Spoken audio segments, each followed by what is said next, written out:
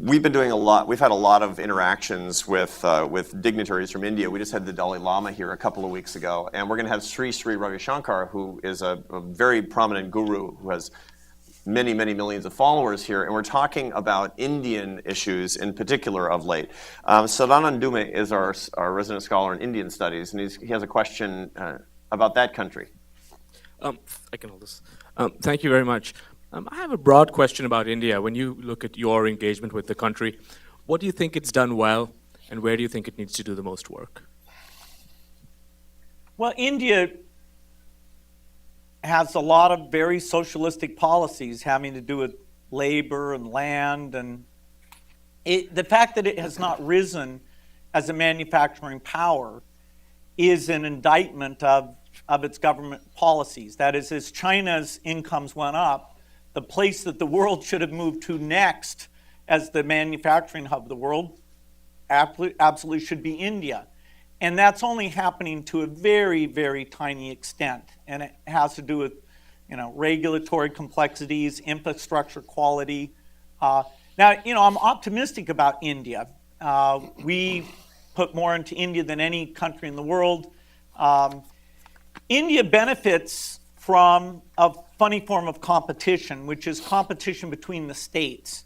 And so, when one state really gets its act together, the other states tend to feel jealous, and they, are kind of looking at what policies led to that. The states in the north that we're particularly focused on, Bihar, Uttar Pradesh, have lagged in every human development numbers as well as income. But the improvements, and we have a big partnership with Nitish Kumar as Chief Minister in Bihar. The new Chief Minister in Uttar Pradesh decided that these health things that we care about, he'd get very involved with. And so we're seeing a very fast rate of improvement there. Vaccination coverage, and we got polio. The last polio case there was 3 years ago, which is an amazing triumph.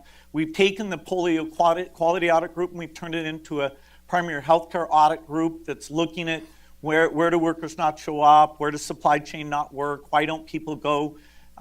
India's health is very complicated because they have a lot of these, a private sector that's very low quality, and the government hasn't figured out how to get the private sector to be high quality, and yet they haven't built the capacity in the public sector. But, time is on our side in India. It's just frustrating, they haven't adopted a few new vaccines that there's 2 new vaccines that will save over 400,000 lives per year in just India alone. And they're being quite slow on that issue. So India's great. And in 15 years, we'll probably be out of India because its budget will get bigger and it'll allocate more of it to health. Why did what result the delays in actually the permitting, and what owes to that? I suppose the viruses didn't unionize there, but the suspicion of the bureaucrats really like the status quo. The way the career system works, you're much better off not to change things. And so getting somebody to say, yes, we'd like to spend more money on a new vaccine, knowing that there's a crowd that's going to come in and attack that. There's a little bit of conservatism. And there's an election coming up, hopefully. As you get close to an election, you get particular paralysis in the bureaucracy. Post the election, there's a lot of optimism that things will, both in terms of deregulation and taking on new health initiatives, that things will be even more aggressive.